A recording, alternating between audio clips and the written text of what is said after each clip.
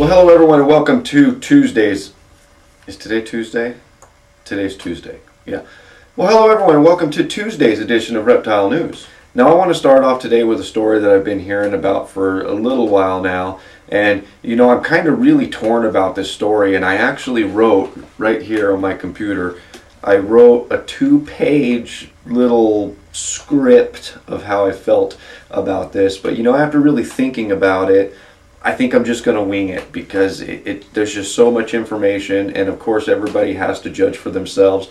But here's what I feel about it, and that topic is the story that's been going around lately about DNM Reptile Rescue. Now, I was first given this story by a person that likes my Daily Reptile News page. I was given a video, I went and watched it.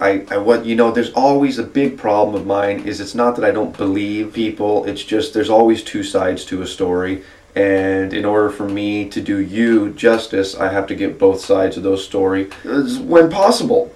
And so I looked for more information, and I got led on to some threads, which I was kind of happy that I was able to read more about, but at the same time I was kind of disappointed at some of the feedback that the poster was getting about this. But anyway, to get the other side of the story, I actually contacted the owner of DNM Reptile Rescue. I spoke with him on the phone this past Friday. And I mean, there's a lot of stuff going wrong here, but what really gets to me is I was told that the problems were fixed. There were going to be pictures on their way to me proving that the problems were fixed. And yeah, I was lied to. I found there was a video shot on Saturday, I believe it was, and you know, the problems are not fixed. And well, actually, I'm going to play a little bit of footage from that video for you, so you can see and judge for yourself. I'm not a breeder, so when my animals get pregnant and lay eggs, I don't,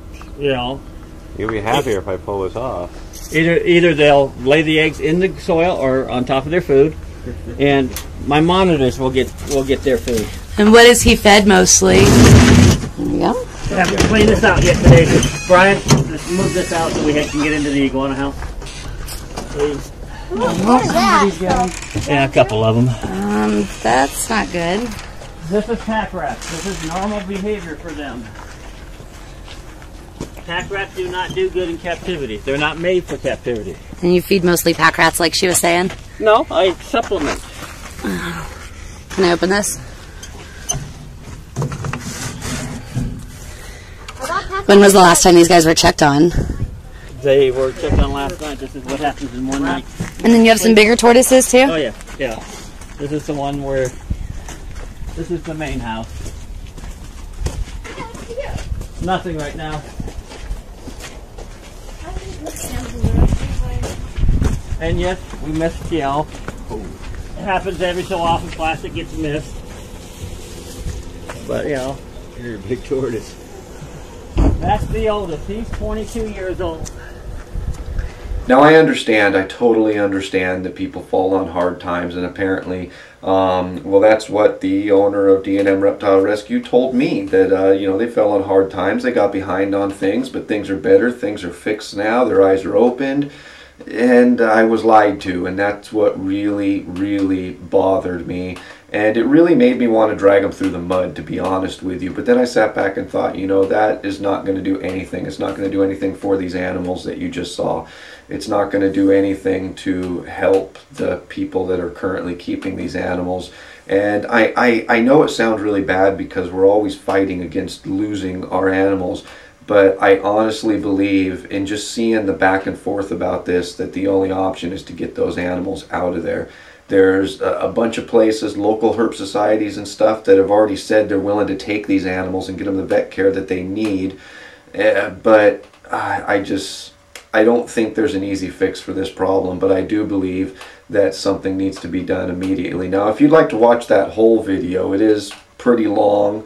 It's pretty upsetting, but I urge you to watch the entire video from that footage that I showed you. There is a link on the website to on today's show, And there's also contact information on the authorities that you can contact to do something about this. Now, I would like to note one thing, that on a forum post, of course, the owner of DNM Reptile Rescue responded saying, hey, here's my phone number, call me and we'll talk about my rescue. I honestly think that option is over though, because I did talk to him on the phone and I was lied to, and I don't want to talk about it anymore. It's done. And now let's move on to Oakland, California, where apparently exotic pets are getting the attention, or illegal exotic pets are getting the attention of authorities. The California Department of Fish and Game, for which I've had many conversations with, not bad, good, in my relocation of rattlesnakes and stuff. I've worked with them quite a bit. I know a lot of these fish and game departments, Fish and Wildlife Services, a lot of them are, it's argumentative how good they are, but I really like the California Department of Fish and Game.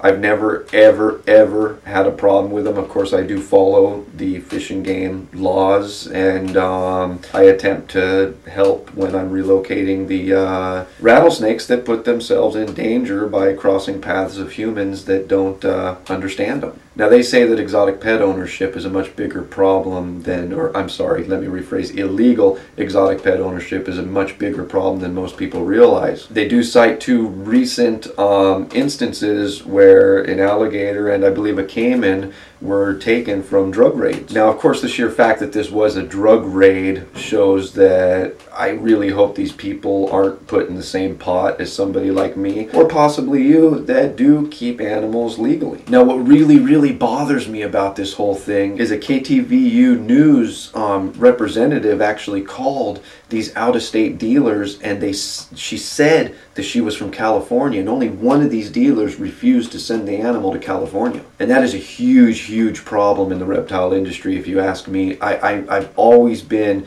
super critical that breeders and dealers are really responsible. They need to know where they're sending their animals, and you know, they claim to really love what they do, yet when they're sending these animals to states where they know downright it is illegal, they're doing nothing but hurting our hobby. And as you can clearly see by this news story, dealers like that are getting the attention of the authorities now, and I really hope it's not going to hurt all of us, but who's to say? And now let's move on to a little update about the story from Guam the other day that we talked about the mice being laced with Tylenol and dropped from airplanes to take care of their tree snake problem. You know, I think it's a real controversial method. I spoke on that video about how I felt about it personally, but now PETA has spoken out about how they feel about it. PETA is, well, let's just say it how it is. PETA is outraged that they've decided to do this, and PETA believes that they should use trackers to track down, catch, and humanely euthanize the brown tree snakes there in Guam, which is honestly one of the most stupidest things I've ever heard, and just further goes to prove how worthless PETA really is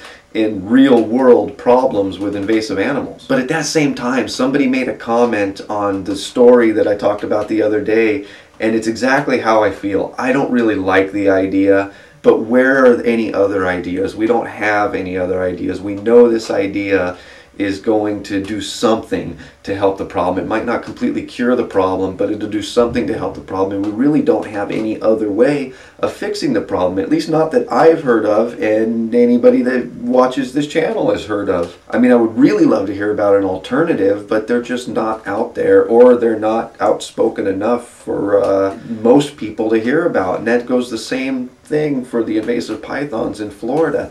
I don't necessarily agree with this python hunt they did. I don't know many people that did, but where is the real world fix to the problem? We don't really hear too much about it, and the ones we do hear about it are really left really open-ended and are really not pursued. And that is going to lead us right into our question of the day. What methods do you think that we should pursue, or have you heard of, to deal with invasive species, other than just an outright ban on all animals with the strictest punishment possible, which I don't agree with, by the way, so don't give the thumbs down for that. We don't want that.